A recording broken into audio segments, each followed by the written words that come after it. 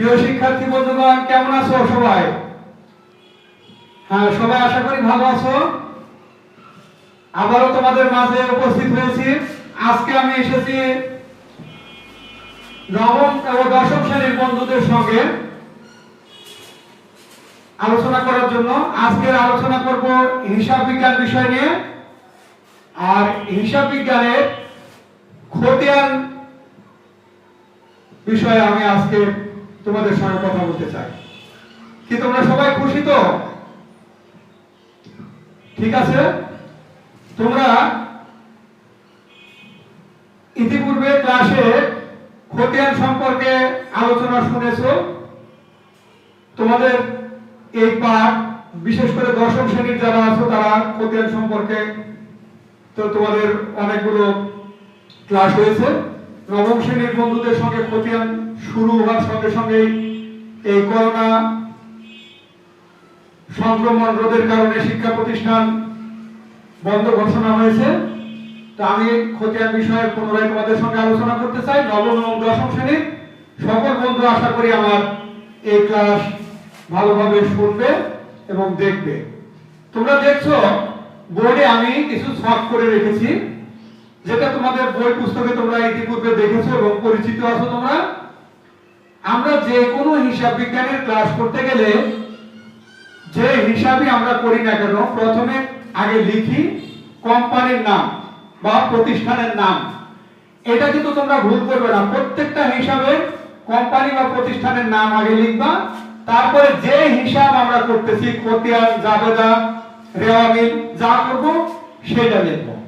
তো আমরা এই খতিয়ান অধ্যায়ে এসে দেখেছি যে খতিয়ানটা আসলে কি, এটা আলোচনা করেছিলাম তোমাদের সঙ্গে। খতিয়ান হচ্ছে জাবেদায় জাবেদার প্রাথমিক বইয়ে হিসাব যেটা লিপিবদ্ধ করা হয়, সেই হিসাবটা হিসাবের শ্রেণী অনুযায়ী পরবর্তীতে অন্য জায়গায় আলাদা আলাদা ভাবে লিপিবদ্ধ করার যে হিসাব, সেটা হচ্ছে খতিয়ান। তো খতিয়ানের ছক আমরা দেখতে পাচ্ছি এখানে দুই ধরনের। একটা লেখা আছে সাধারণ খতিয়ান, আর একটা লেখা আছে চলমান যে খতিয়ান। তোমাদের জাবেদা সম্পর্কে সুস্পষ্ট ধারণা আছে তো সকলের? ইতিপূর্বের ক্লাসে আমি জাবেদা সম্পর্কে আলোচনা করেছি। তো এখন আমরা এই খতিয়ান করতে গিয়ে জাবেদার আলোচনাও কিছুটা করব। অর্থাৎ জাবেদা জ্ঞান থাকলে আমরা খতিয়ান করতে পারি। এখানে আমরা লক্ষ্য করব যে খতিয়ান করার সময়ে যদি আমাদের বলে যে নিম্নলিখিত লেনদেনগুলির খতিয়ান তৈরি করো, তখন আমরা করব কি, ওই লেনদেনগুলি থেকে কতগুলো খতিয়ান হবে সেই হিসাবে খাতগুলি আগে বের করব। কিন্তু যদি বলে যে বিক্রয় হিসাব, ক্রয় হিসাব বা পাওনাদার হিসাবের খতিয়ান করো, তখন আর আমাদের হিসাবের খাতগুলি সম্পূর্ণ বের করার দরকার নাই। আমরা শুধু ওই সংশ্লিষ্ট হিসাবগুলি কোন কোন জায়গায় আছে, কিভাবে আছে, সেটা আমরা সংশ্লিষ্ট খতিয়ানে স্থানান্তর করব। যাই হোক, আমরা তোমাদেরকে এখন যে বিষয়টা নিয়ে আলোচনা করব সেটা হচ্ছে, আমরা অনেক সময় সাধারণ খতিয়ান এবং চলমান যে খতিয়ানের মধ্যে আমরা একটু হিমশিম খাই। তো তোমাদের এই অঙ্কটা করার জন্য আমি পাঠ্য বইয়ের 90 পৃষ্ঠার একটি কাজ আছে, রুমানা এন্টারপ্রাইজ নিম্নলিখিত লেনদেন এন্টারপ্রাইজের নিম্নোক্ত লেনদেন সমূহ খতিয়ানে লিপিবদ্ধ করো ও উদ্বৃত্ত নির্ণয় করো। এইখানে দেখো, তাহলে এখানে কি রুমানা এন্টারপ্রাইজ, কোম্পানির নাম হলো রুমানা। তাহলে আমরা আর কম লিখবো না। যদি কোম্পানির নামটা স্পষ্ট লেখা থাকে তাহলে আমরা লিখবো। কোনো কোনো ক্ষেত্রে যদি দেখো যে কোম্পানির নাম উল্লেখ নাই, তখন ডট দিয়ে শুধু কম লিখে রাখবে। তাহলে এখানে লিখবো আমরা রুমানা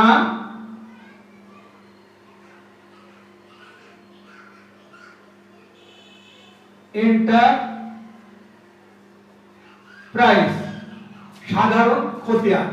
খতিয়ানের ঘর, সাধারণ খতিয়ানের ঘরটা হবে আমাদের এইরূপ: তারিখ,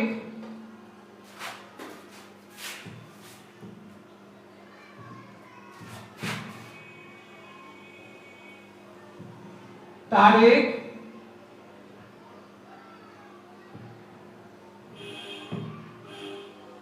বিবরণ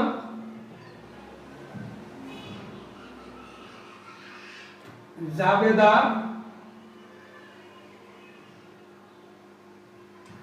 পৃষ্ঠা, তারিখ বিবরণ জাবেদা পৃষ্ঠা। আর হচ্ছে এটা সাধারণ খতিয়ান, মানে এটা হলো টি শক, টি শক, টি শকে আমরা সাধারণ খতিয়ান করতে পারি। তো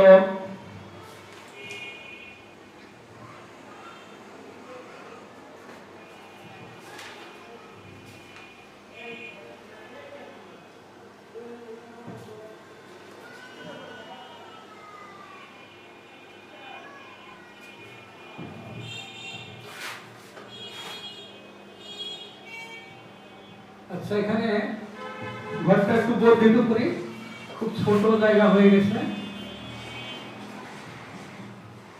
আমরা এখানে লিখব তারিখ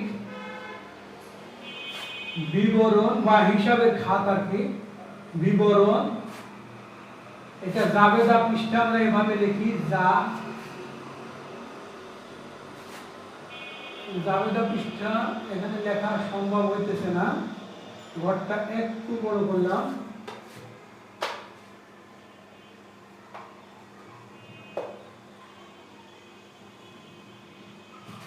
তারিখ বিবরণ জাবেদা পৃষ্ঠা পরিমাণ, পরিমাণ টাকা। এখানে হলো তারিখ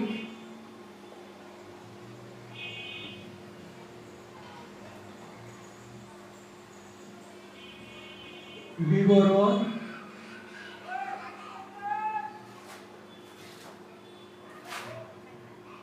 এখানে জাবেদা পৃষ্ঠা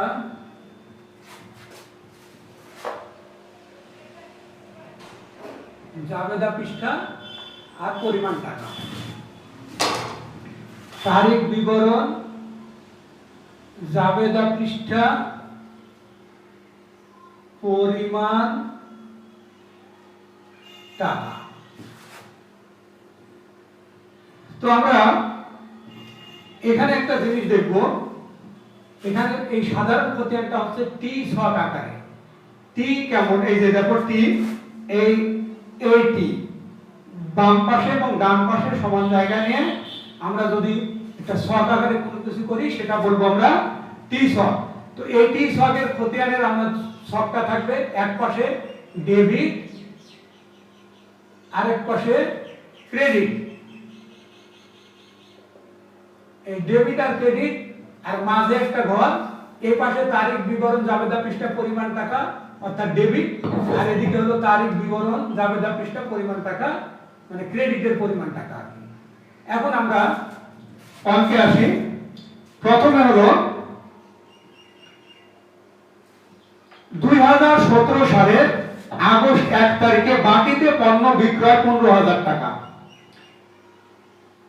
আগস্টে 2 ঋণ গ্রহণ 30,000 টাকা, আগস্ট 6 ব্যাংকে জমা দান 10,000 টাকা, আগস্ট 8 পণ্য ফেরত পাওয়া গেল 2,000 টাকা, আগস্ট 12 দেনাদার হতে প্রাপ্তি 6,000 টাকা, আগস্ট 15 ব্যাংক হতে ব্যক্তিগত প্রয়োজনে উত্তোলন 1,000 টাকা, আগস্ট 20 পণ্য ক্রয় করে চেক প্রদান 4,000 টাকা, আগস্ট 25 বিক্রয় 12,000 টাকা। তো আমরা এখানে কোন হিসাবের খতিয়ান করব? আমরা এখানে যে হিসাবগুলোকে যদি আমরা ভাগ করি তাহলে আমরা কি কি দেখতে পাবো। প্রথমে আমরা তাই দেখব যে বাকিতে পণ্য বিক্রয়, এর ডেবিট ক্রেডিট কি হবে, জাবেদায় আমরা কিভাবে লিপিবদ্ধ করব? বাকিতে পণ্য বিক্রয়, তাহলে পাওনাদার হিসাব ডেবিট আর বিক্রয় হিসাব ক্রেডিট। হিসাবের খাতগুলো একটু আমি লিখতেছি। 1 নম্বর হলো পাওনাদার হিসাব, 2 নম্বর হলো বিক্রয় হিসাব। তারপরে আর কি কি খতিয়ান হবে? 2 নম্বর দ্বিতীয় লেনদেন হচ্ছে 2 আগস্টে ঋণ গ্রহণ 30,000 টাকা। তাহলে আমরা 3 নম্বরে লিখব নগদান হিসাব, 4 নম্বর ঋণ হিসাব। তারপরে আমরা লিখব ব্যাংকে জমাদান 10,000 টাকা। ব্যাংকে জমা যদি দিব তাহলে আমাদের কি কি হিসাব খাপাবে? 5 নাম্বার ব্যাংক হিসাব ডেবিট, ব্যাংক হিসাব, আর হচ্ছে নগদান হিসাব। যেহেতু নগদান হিসাব একবার আগে লিখেছি তাহলে পরে আর আমি লিখব না। ব্যাংক হিসাব ডেবিট, নগদান হিসাব ক্রেডিট। পণ্য ফেরত পাওয়া গেল 2,000 টাকা। 2,000 টাকার পণ্য ফেরত পাওয়া গেলে কে আমাদের কি হবে? তাহলে এখানে আন্ত ফেরত, ফেরত পাওয়া গেল মানে আমার দিকে আসবে, তাহলে সেই হিসাবের নাম হলো আন্ত ফেরত হিসাব। আর কোথা থেকে ফেরত আসছে? আমি যাদের কাছে বিক্রি করেছিলাম তাদের কাছ থেকে ফেরত হচ্ছে দেনাদার হিসাব। তাহলে এটা হলো দেনাদার হিসাব।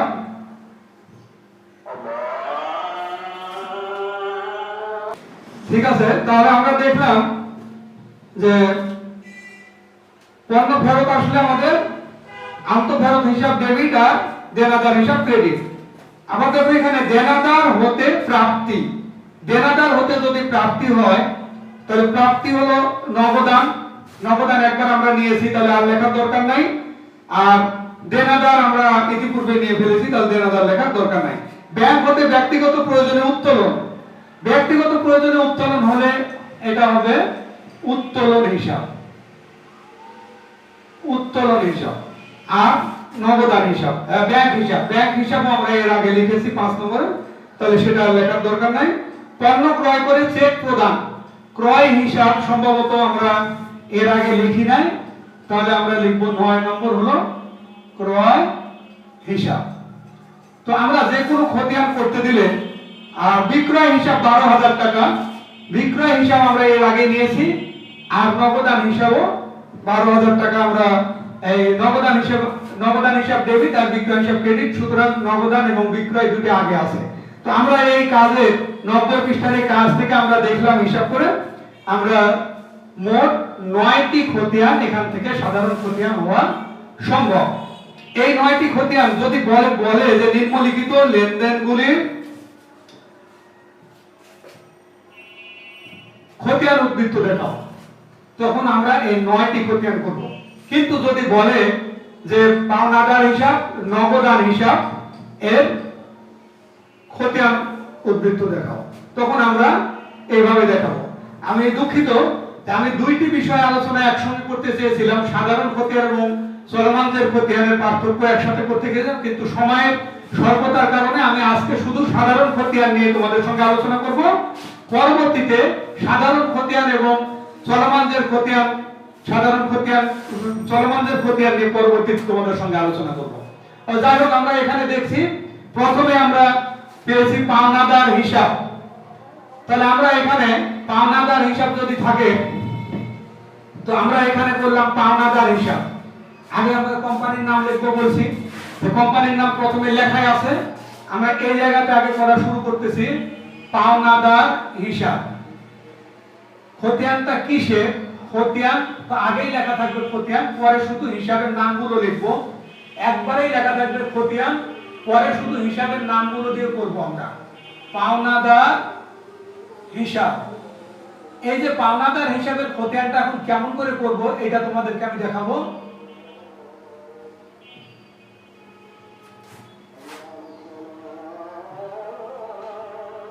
বোর্ডটা আসলে ডিসপ্লে হয়ে যাচ্ছে, লেখা ভালো আসতেছে না। তোমরা কি স্পষ্ট বুঝছো নাকি? আচ্ছা, পাওনাদার হিসাবে যখন আমরা করতে যাব খতিয়ান, প্রথম খতিয়ান, তখন আমরা দেখব যে পাওনাদার হিসাব কোন কোন জায়গায় আছে। প্রথমে দেখো বাকিতে পণ্য বিক্রয়, এটা দেনাদার না পাওনাদার? বাকিতে পণ্য বিক্রয় দেনাদার। ঋণ গ্রহণ, দুঃখিত, প্রথমে যে আমরা যে কাজটি করেছিলাম সেটা তো আমাদের একটু ভুল হয়ে গেছে। কারণ হলো প্রথমটা ছিল দেনাদার হিসাব, বাকিতে পণ্য বিক্রয় দেনাদার হিসাব ডেবিট আর বিক্রয় হিসাব ক্রেডিট। ভুলবশত লেখা হয়েছে, তাহলে এখানে লিখবো দেনাদার। দেনাদার হিসাব। তো আমরা এখানেও ঠিক করি, আমরা প্রথম খতিয়ানটা করব দেনাদার হিসাবে তোমাদের বোঝার সুবিধার্থে। দেনাদার হিসাব। এবার দেনাদার হিসাব আমাদের ডেবিট না ক্রেডিট? বাকিতে পণ্য বিক্রয় 15,000 টাকা, দেনাদার হিসাব ডেবিট না ক্রেডিট? গ্রহীতাকে দেনাদার, তাহলে আমরা দেনাদার হিসাব হলো ডেবিট। আবার আমরা দেনাদারটা কি? সম্পদ, সম্পদ বৃদ্ধি, তাহলে ডেবিট। কি মনে আছে তোমাদের? ডেবিট ক্রেডিট নয়? মনে আছে। তাহলে দেনাদার হিসাব যদি ডেবিট হয় তাহলে আমরা খতিয়ান করার সময় কি করব? দেনাদার হিসাব ডেবিট, কলম আসবে আমার ডেবিট পাশে। ডেবিট পাশে কলম আসবে আগস্টের 1, আগস্ট 1। কোন হিসাবের দ্বারা ডেবিট? বিক্রয় হিসাব। তাহলে আমি দেখো আবার বলাই, দেনাদার হিসাবে যখন আমি খতিয়ান করব তখন আমার দেখব যে দেনাদার হিসাব ডেবিট না ক্রেডিট। দেনাদার হিসাব ডেবিট, আমার কলম আসবে ডেবিট পাশে। কিসের দ্বারা ডেবিট? বিক্রয় হিসাবের দ্বারা। তাহলে আমি লিখব এখানে বিক্রয় হিসাব। কত টাকা? 15,000 টাকা। এই বিক্রয় হিসাব 15,000 টাকা। আর কোন জায়গায় দেনাদার আছে কিনা? ঋণ গ্রহণ, ব্যাংকে জমাদান, পণ্য ফেরত পাওয়া গেল। এই যে পণ্য ফেরত পাওয়া গেল, যখন আমার পণ্য ফেরত পাওয়া গেল, দেনাদার হিসাব কিন্তু এখানে দুইবার লেখা হয়েছিল। এখানে আমার দেনাদার হিসাব প্রথমে যেহেতু আছে তাহলে এই দেনাদার হিসাবের দরকার নাই। এটা হলো 7 আর এটা হচ্ছে 8। তাহলে মোট আমাদের খতিয়ান হবে 8টি। পণ্য ফেরত পাওয়া গেল, এখানে ডেবিট ক্রেডিট কি হবে? আন্ত ফেরত হিসাব ডেবিট আর দেনাদার হিসাব ক্রেডিট। তাহলে আমরা খতিয়ান করছি দেনাদার হিসাবের। দেনাদার হিসাবের খতিয়ান করছি আগস্টের 8, 2017 আগস্ট 8। কিসের দ্বারা দেনাদার হিসাব ক্রেডিট? আন্ত ফেরত। আন্ত ফেরত কত টাকা? 2,000 টাকা। এই 2,000 টাকা। আর কোন জায়গায় দেনাদার আছে কিনা দেখো? দেনাদার হতে চেক প্রাপ্তি 6,000 টাকা। 12 দেনাদার হতে চেক প্রাপ্তি 6,000 টাকা। এবার বলো যে চেক প্রাপ্তি দেনাদার হতে ডেবিট ক্রেডিট কি? তাহলে চেক প্রাপ্তি হলো ব্যাংক হিসাব ডেবিট আর দেনাদার হিসাব ক্রেডিট। যেহেতু দেনাদার হিসাবের খতিয়ান, তাহলে দেনাদার হিসাব ক্রেডিট, আমার কলম যাবে ক্রেডিট পাশে।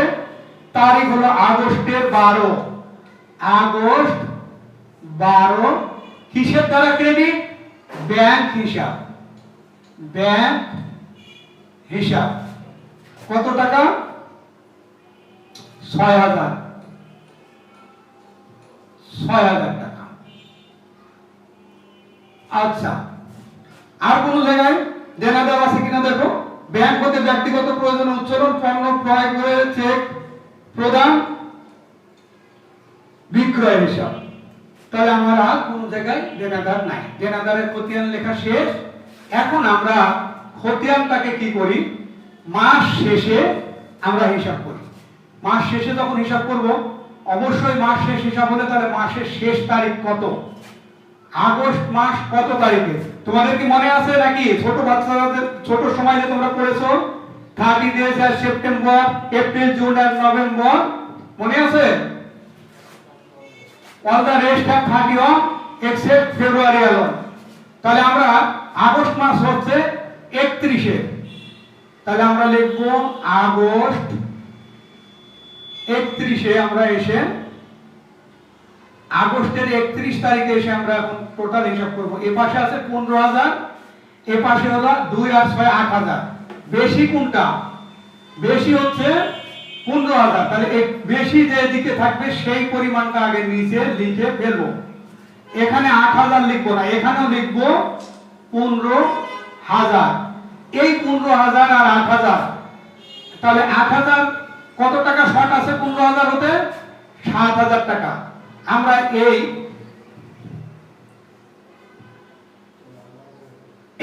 আরো 7,000 টাকা এখানে আমরা নিয়ে আসবো। আমাদের এটা উদ্বৃত্ত, এটা কত তারিখের উদ্বৃত্ত? আগস্ট 31, আগস্ট 31 তারিখের উদ্বৃত্ত হচ্ছে।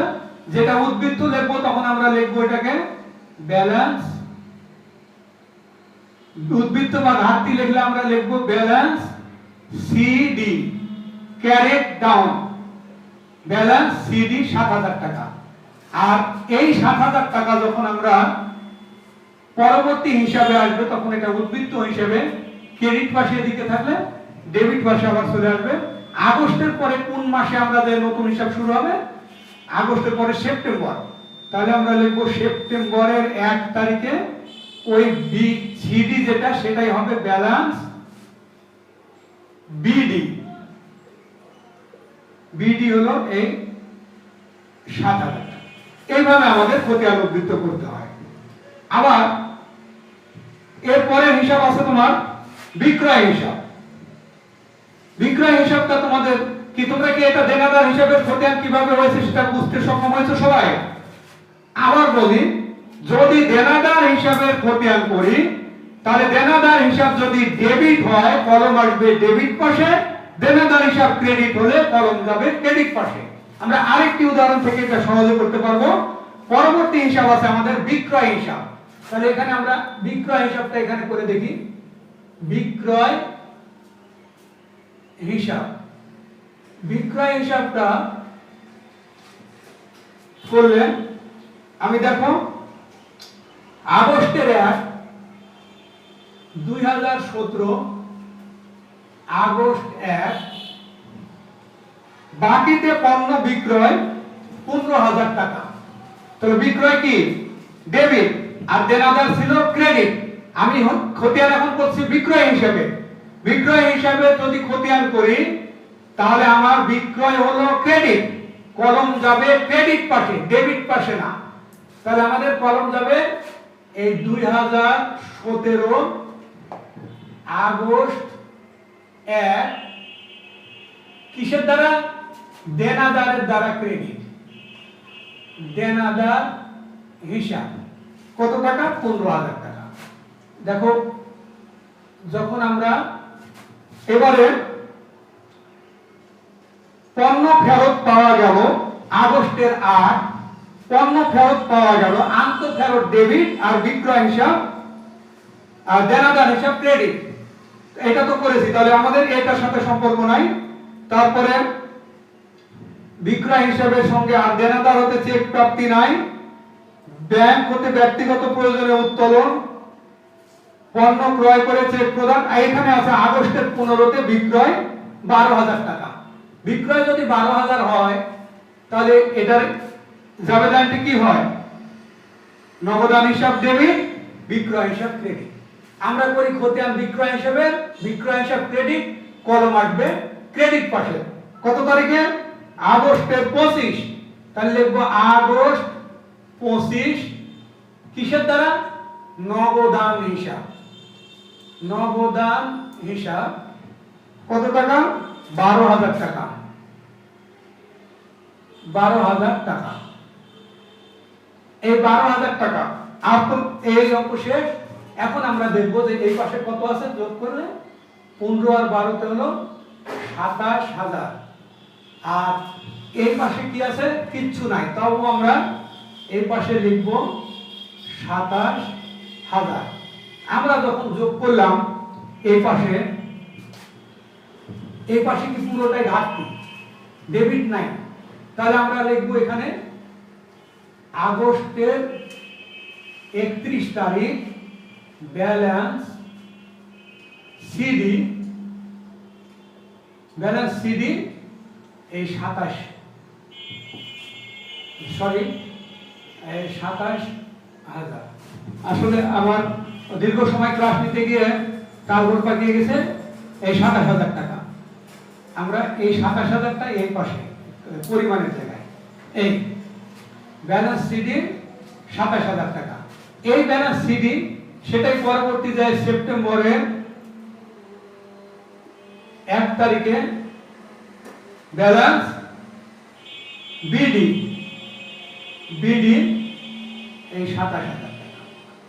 তো এই ছিল আমাদের খতিয়ান সম্পর্কে আলোচনা। আসলে দীর্ঘ সময় ধরে আলোচনা করাতে আমি আর কিছুটা আমার ছন্দপতন ঘটেছে, আর তোমাদের বুঝতে হয়তো একটু অসুবিধা হয়েছে আজকের ক্লাস। পরবর্তীতে সেটা সংশোধন করার আশা রাখি। পরবর্তীতে আবার আমরা আলোচনা করব এই সাধারণ খতিয়ান এবং চলমানদের খতিয়ান সম্পর্কে। পরবর্তী ক্লাসে সবার সঙ্গে দেখা হবে এই আশায় আজকের মতো শেষ করছি। আল্লাহ হাফেজ।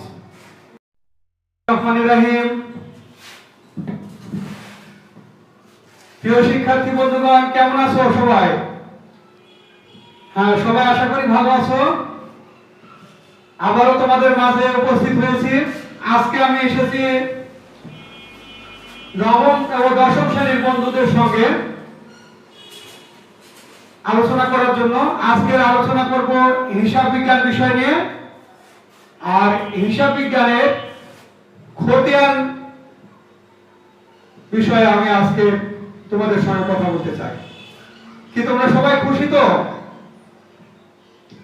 ঠিক আছে। তোমরা ইতিপূর্বে ক্লাসে খতিয়ান সম্পর্কে আলোচনা শুনেছো। তোমাদের এই পাঠ, বিশেষ করে দশম শ্রেণীর যারা আছো তারা খতিয়ান সম্পর্কে তো তোমাদের অনেকগুলো ক্লাস হয়েছে। নবম শ্রেণীর বন্ধুদের সঙ্গে খতিয়ান শুরু হওয়ার সঙ্গে সঙ্গে এই করোনা সংক্রমণ রোধের কারণে শিক্ষা প্রতিষ্ঠান বন্ধ ঘোষণা হয়েছে।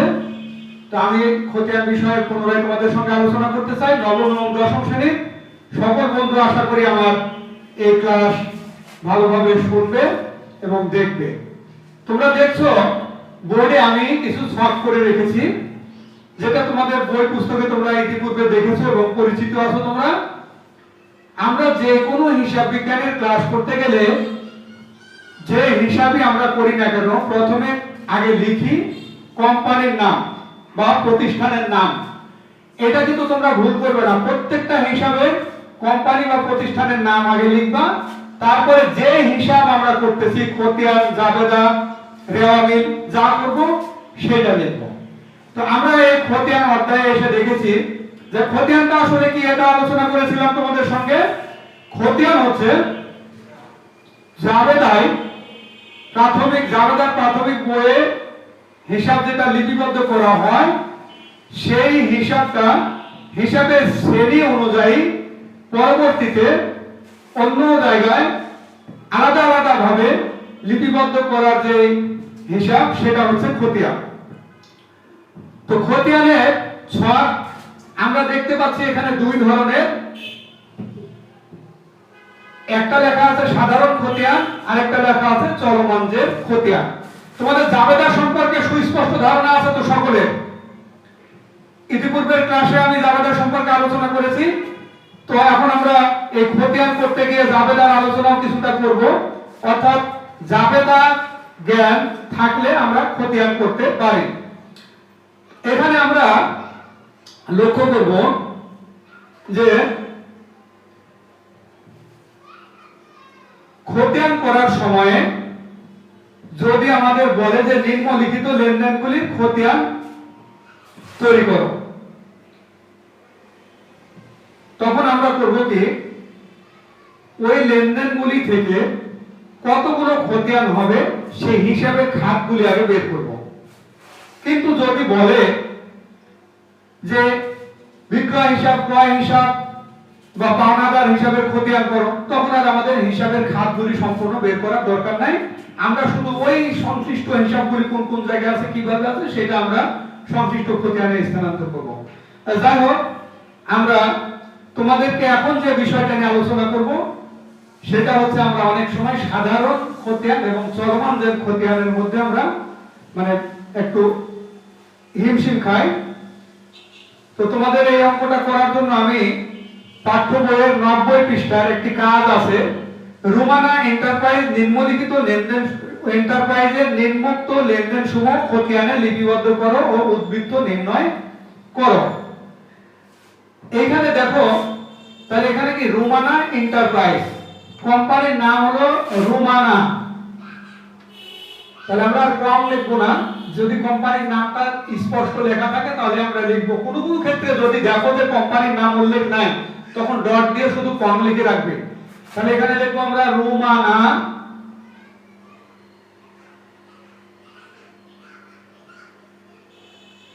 এন্টারপ্রাইজ সাধারণ খতিয়ান। খতিয়ানের ঘর, সাধারণ খতিয়ানের ঘরটা হবে আমাদের এইরূপ: তারিখ,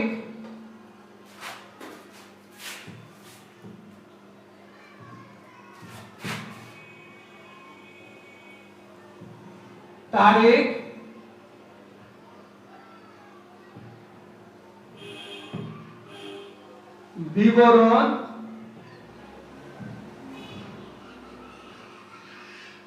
জাবেদা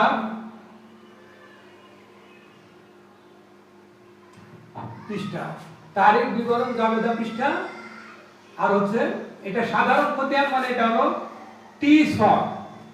টি শক, টি শকে আমরা সাধারণ খতিয়ান করতে পারি। তো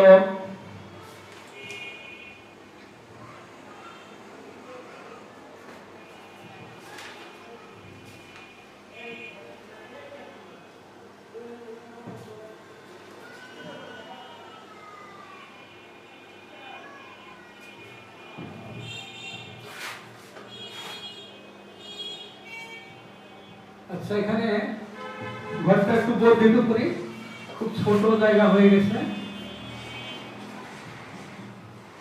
আমরা এখানে লিখবো তারিখ,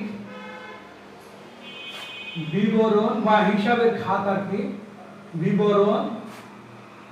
এটা জাবেদা পৃষ্ঠা আমরা এভাবে লিখি, জাবেদা পৃষ্ঠা। এখানে লেখা সম্ভব হইতেছে না, ঘরটা একটু বড় করলাম।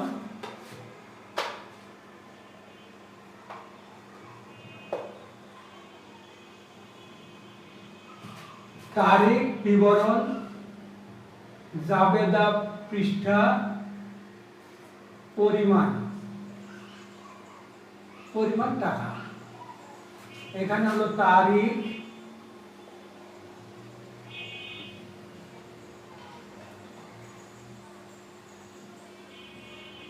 বিবরণ,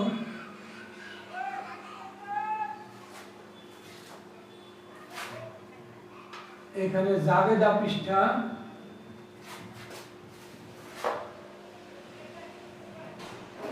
জাবেদা পৃষ্ঠা আর পরিমাণ টাকা।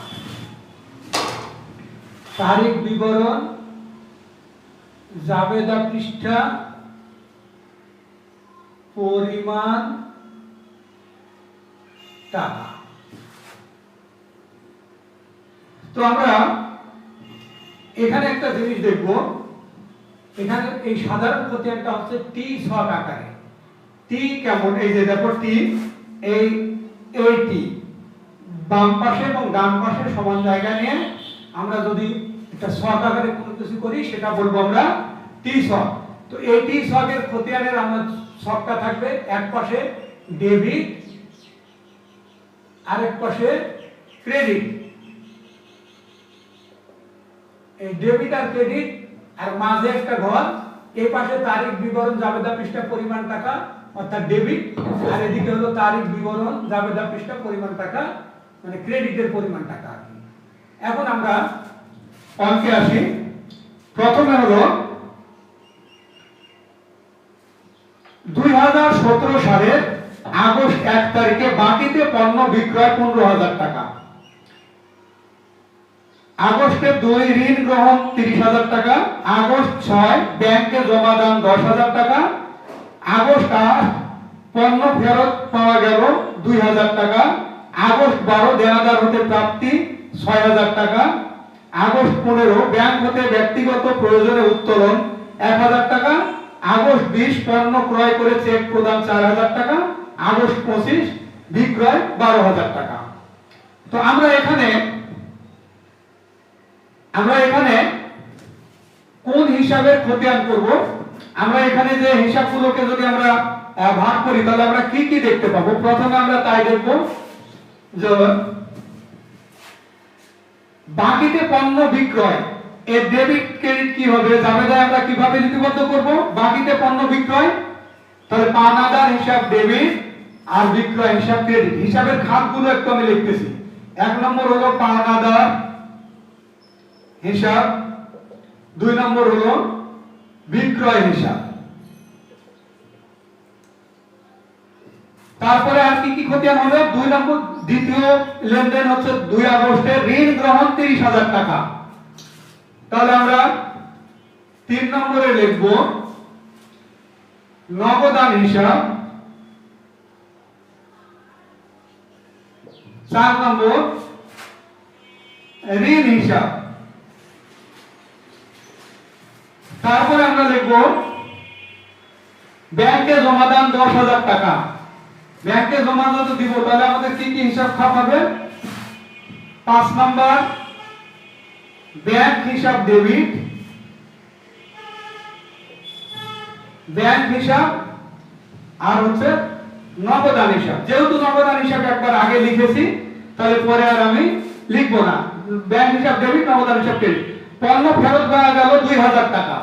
2000 টাকার পণ্য ফেরত পাওয়া গেলে কে আমাদের কি হবে? তাহলে এখানে আন্ত ফেরত, ফেরত পাওয়া গেল মানে আমার দিকে আসবে, তাহলে সেই হিসাবের নাম হলো আন্ত ফেরত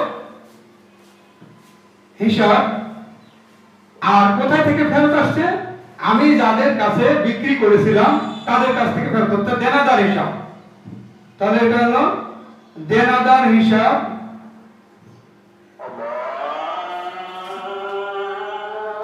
ঠিক আছে, তাহলে আমরা দেখলাম যে পণ্য ফেরত আসলে আমাদের আন্ত ফেরত হিসাব ডেবিট আর দেনাদার হিসাব ক্রেডিট। আমাদের এখানে দেনাদার হতে প্রাপ্তি, দেনাদার হতে যদি প্রাপ্তি হয় তাহলে প্রাপ্তি হলো নগদান। নগদান একবার আমরা নিয়েছি তাহলে আর লেখার দরকার নাই। আর দেনাদার আমরা ইতিপূর্বে নিয়ে ফেলেছি তাহলে দেনাদার লেখার দরকার নাই। ব্যাংক হতে ব্যক্তিগত প্রয়োজনে উত্তোলন, ব্যক্তিগত প্রয়োজনে উত্তোলন হলে এটা হবে উত্তোলন হিসাব, উত্তোলন হিসাব। আর নগদান হিসাব ব্যাংক হিসাব, ব্যাংক হিসাব আমরা এর আগে লিখেছি 5 নম্বরে, তাহলে সেটা লেখার দরকার নাই। পণ্য ক্রয় করে চেক প্রদান, ক্রয় হিসাব সম্ভবত আমরা এর আগে লিখি নাই, তাহলে আমরা লিখব 9 নম্বর হলো ক্রয় হিসাব। তো আমরা যে কোনো খতিয়ান করতে দিলে আর বিক্রয় হিসাব 12,000 টাকা, বিক্রয় হিসাব আমরা এর আগে নিয়েছি। আর নগদান হিসাবও 12,000 টাকা আমরা এই নগদান হিসাব ডেবিট আর বিক্রয় হিসাব ক্রেডিট। সুতরাং নগদান এবং বিক্রয় দুটি আগে আছে। তো আমরা এই কাজে 90 পৃষ্ঠার এই কাজ থেকে আমরা দেখলাম হিসাব করে আমরা মোট 9টি খতিয়ান এখান থেকে সাধারণ খতিয়ান হওয়া সম্ভব। এই 9টি খতিয়ান যদি বলে যে নিম্নলিখিত লেনদেনগুলির খতিয়ান উদ্বৃত্ত দেখাও, তখন আমরা এই 9টি খতিয়ান করব। কিন্তু যদি বলে যে পাওনাদার হিসাব, নগদান হিসাব এর খতিয়ান উদ্বৃত্ত দেখাও, তখন আমরা এইভাবে দেখাবো। আমি দুঃখিত, আমি 2টি বিষয় আলোচনা একসঙ্গে করতে চেয়েছিলাম, সাধারণ খতিয়ান এবং চলমান যে খতিয়ানের পার্থক্য একসাথে করতে গেছিলাম, কিন্তু সময়ের স্বল্পতার কারণে আমি আজকে শুধু সাধারণ খতিয়ান নিয়ে তোমাদের সঙ্গে আলোচনা করব। পরবর্তীতে সাধারণ খতিয়ান এবং চলমান যে খতিয়ান, সাধারণ খতিয়ান চলমান যে খতিয়ান নিয়ে পরবর্তীতে তোমাদের সঙ্গে আলোচনা করব। যাই হোক, আমরা এখানে দেখছি প্রথমে আমরা পেয়েছি পাওনাদার হিসাব। তাহলে আমরা এখানে পাওনাদার হিসাব যদি থাকে তো আমরা এখানে করলাম পাওনাদার হিসাব। আগে আমরা কোম্পানির নাম লিখবো বলছি, তো কোম্পানির নাম প্রথমে লেখাই আছে। আমরা এই জায়গাতে আগে করা শুরু করতেছি পাওনাদার হিসাব। খতিয়ানটা কিসের? খতিয়ান তো আগেই লেখা থাকবে খতিয়ান, পরে শুধু হিসাবের নামগুলো লিখবো।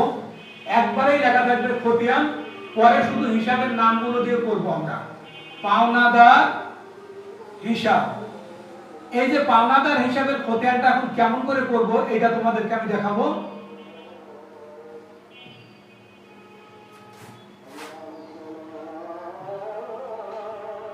বোর্ডটা আসলে ডিসপ্লে হয়ে যাচ্ছে, লেখা ভালো আসতেছে না। তোমরা কি স্পষ্ট বুঝছো নাকি? আচ্ছা, পাওনাদার হিসাবে যখন আমরা করতে যাব খতিয়ান, প্রথম খতিয়ান, তখন আমরা দেখব যে পাওনাদার হিসাব কোন কোন জায়গায় আছে। প্রথমে দেখো বাকিতে পণ্য বিক্রয়, এটা দেনাদার না পাওনাদার? বাকিতে পণ্য বিক্রয় দেনাদার।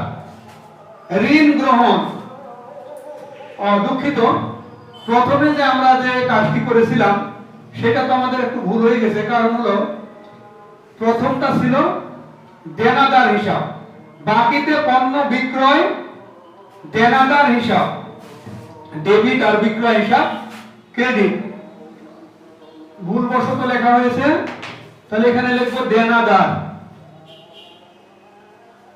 দেনাদার হিসাব। তো আমরা এখানেও ঠিক করি, আমরা প্রথম খতিয়ানটা করব দেনাদার হিসাবে, তোমাদের বোঝার সুবিধার্থে। দেনাদার হিসাব। এবার দেনাদার হিসাব আমাদের ডেবিট না ক্রেডিট? বাকিতে পণ্য বিক্রয় 15,000 টাকা, দেনাদার হিসাব ডেবিট না ক্রেডিট? গ্রহীতাকে দেনাদার, তাহলে আমরা দেনাদার হিসাব হলো ডেবিট। আবার আমরা দেনাদারটা কি? সম্পদ, সম্পদ বৃদ্ধি, তাহলে ডেবিট। কি মনে আছে তোমাদের ডেবিট ক্রেডিট নির্ণয়? মনে আছে। তাহলে দেনাদার হিসাব যদি ডেবিট হয় তাহলে আমরা খতিয়ান করার সময় কি করব? দেনাদার হিসাব ডেবিট, কলম আসবে আমার ডেবিট পাশে। ডেবিট পাশে কলম আসবে আগস্টের 1, আগস্ট 1। কোন হিসাবের দ্বারা ডেবিট?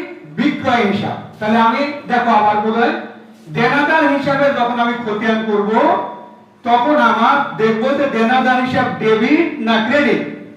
দেনাদার হিসাব ডেবিট, আমার কলম আসবে ডেবিট পাশে। কিসের দ্বারা ডেবিট? বিক্রয় হিসাবের দ্বারা।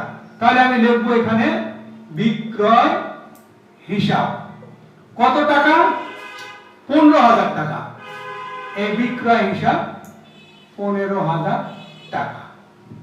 আর কোন জায়গায় দেনাদার আছে কিনা? ঋণ গ্রহণ, ব্যাংকে জমাদান, পণ্য ফেরত পাওয়া গেল। এই যে পণ্য ফেরত পাওয়া গেল, যখন আমার পণ্য ফেরত পাওয়া গেল, দেনাদার হিসাব কিন্তু এখানে দুইবার লেখা হয়েছিল। এখানে আমার দেনাদার হিসাব প্রথমে যেহেতু আছে, তাহলে এই দেনাদার হিসাবের দরকার নাই। এটা হলো 7 আর এটা হচ্ছে 8।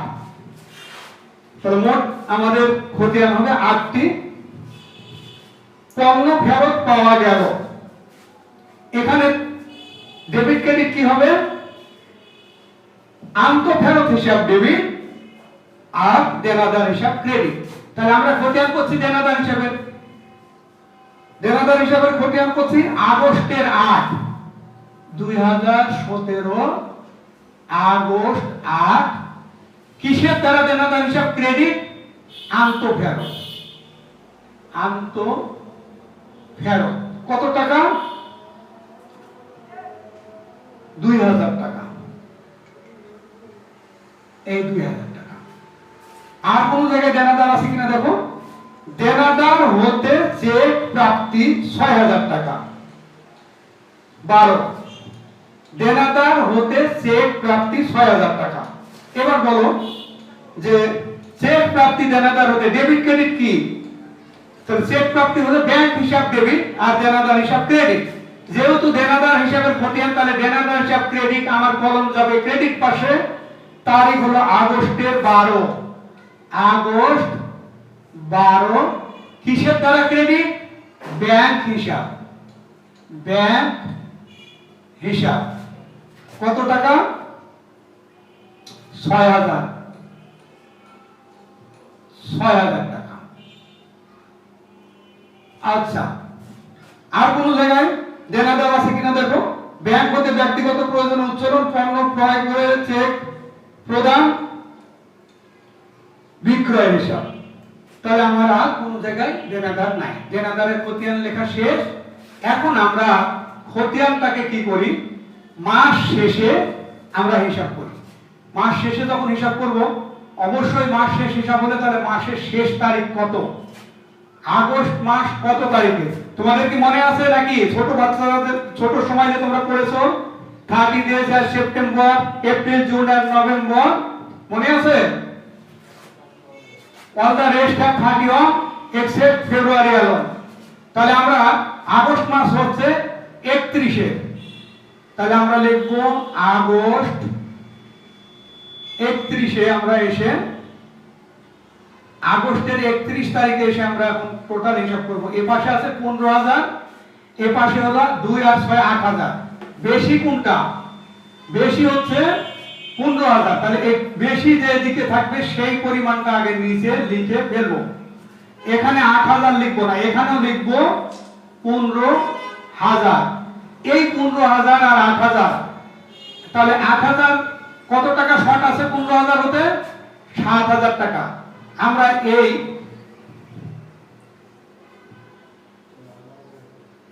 আরো 7,000 টাকা এখানে আমরা নিয়ে আসবো।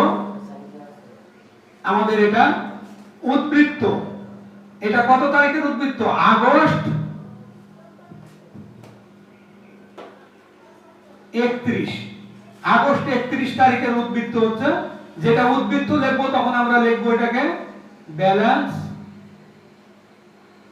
উদ্বৃত্ত বা ঘাটতি লিখলে আমরা লিখবো balance CD, carried down, balance CD 7,000 টাকা। আর এই 7,000 টাকা যখন আমরা পরবর্তী হিসাবে আসবে তখন এটা উদ্বৃত্ত হিসেবে ক্রেডিট পাশে এদিকে থাকলে ডেবিট পাশে আবার চলে আসবে।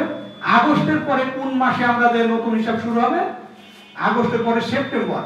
তাহলে আমরা লিখবো সেপ্টেম্বরের 1 তারিখে ওই সিডি যেটা সেটাই হবে ব্যালেন্স বিডি। বিডি হলো এই 7,000 টাকা। এইভাবে আমাদের খতিয়ান উদ্বৃত্ত করতে হয়। আবার এরপরে হিসাব আছে তোমার বিক্রয় হিসাব। বিক্রয় হিসাবটা তোমাদের কি, তোমরা কি এটা দেনাদার হিসাবের খতিয়ান কিভাবে হয়েছে সেটা বুঝতে সক্ষম হয়েছে সবাই? আবার বলি, যদি দেনাদার হিসাবের খতিয়ান করি তাহলে দেনাদার হিসাব যদি ডেবিট হয় কলম আসবে ডেবিট পাশে, দেনাদার হিসাব ক্রেডিট হলে কলম যাবে ক্রেডিট পাশে। আমরা আরেকটি উদাহরণ থেকে এটা সহজে করতে পারবো। পরবর্তী হিসাব আছে আমাদের বিক্রয় হিসাব। তাহলে এখানে আমরা বিক্রয় হিসাবটা এখানে করে দেখি। বিক্রয় হিসাব, বিক্রয় হিসাবটা করলে আমি দেখো আগস্টের 1, 2017, আগস্ট 1, বাকিতে পণ্য বিক্রয় 15,000 টাকা। তাহলে বিক্রয় কি ডেবিট আর দেনাদার ছিল ক্রেডিট। আমি খতিয়ান এখন করছি বিক্রয় হিসাবে। বিক্রয় হিসাবে যদি খতিয়ান করি তাহলে আমার বিক্রয় হলো ক্রেডিট, কলম যাবে ক্রেডিট পাশে ডেবিট পাশে না। তাহলে আমাদের কলম যাবে এই 2017 আগস্ট 1 কিসের দ্বারা? দেনাদারের দ্বারা ক্রেডিট। দেনাদার হিসাব কত টাকা? 15,000 টাকা। দেখো যখন আমরা এবারে পণ্য ফেরত পাওয়া গেল আগস্টের 8, পণ্য ফেরত পাওয়া গেল, আন্ত ফেরত ডেবিট আর বিক্রয় হিসাব আর দেনাদার হিসাব ক্রেডিট। এটা তো করেছি, তাহলে আমাদের এটার সাথে সম্পর্ক নাই। তারপরে বিক্রয় হিসাবের সঙ্গে আর দেনাদার হতে চেক প্রাপ্তি নাই, ব্যাংক হতে ব্যক্তিগত প্রয়োজনে উত্তোলন, পণ্য ক্রয় করে চেক প্রদান। এখানে আছে আগস্টের 15-তে বিক্রয় 12,000 টাকা। বিক্রয় যদি 12,000 হয় তাহলে এটার জাবেদানটি কি হয়? নগদান হিসাব ডেবিট, বিক্রয় হিসাব ক্রেডিট। আমরা করি খতিয়ান বিক্রয় হিসাবের, বিক্রয় হিসাব ক্রেডিট, কলম আসবে ক্রেডিট পাশে। কত তারিখে? আগস্টের 25। তাহলে লিখবো আগস্ট 25 কিসের দ্বারা? নগদান হিসাব। নগদান হিসাব কত টাকা? 12,000 টাকা। 12,000 টাকা। এই 12,000 টাকা আর তো এই অঙ্ক শেষ। এখন আমরা দেখব যে এই পাশে কত আছে, যোগ করলে 15 আর 12 তে হলো 27,000। আর এই পাশে কি আছে? কিচ্ছু নাই, তবু আমরা এই পাশে লিখব 27,000। আমরা যখন যোগ করলাম এই পাশে কি পুরোটাই ঘাটতি, ডেবিট নাই, তাহলে আমরা লিখব এখানে আগস্টের 31 তারিখ ব্যালেন্স সিডি এই 27,000।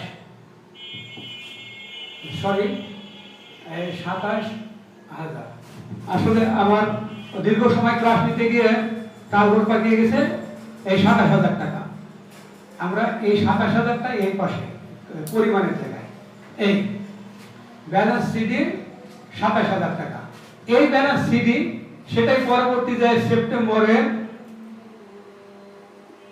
1 তারিখে ব্যালেন্স বিডি এই 27,000 টাকা। তো এই ছিল আমাদের খতিয়ান সম্পর্কে আলোচনা। আসলে দীর্ঘ সময় ধরে আলোচনা করাতে আমি আর কিছুটা আমার ছন্দপতন ঘটেছে, আর তোমাদের বুঝতে হয়তো একটু অসুবিধা হয়েছে আজকের ক্লাস। পরবর্তীতে সেটা সংশোধন করার আশা রাখি। পরবর্তীতে আবার আমরা আলোচনা করব এই সাধারণ খতিয়ান এবং চলমানদের খতিয়ান সম্পর্কে। পরবর্তী ক্লাসে সবার সঙ্গে দেখা হবে এই আশায় আজকের মতো শেষ করছি। আল্লাহ হাফেজ।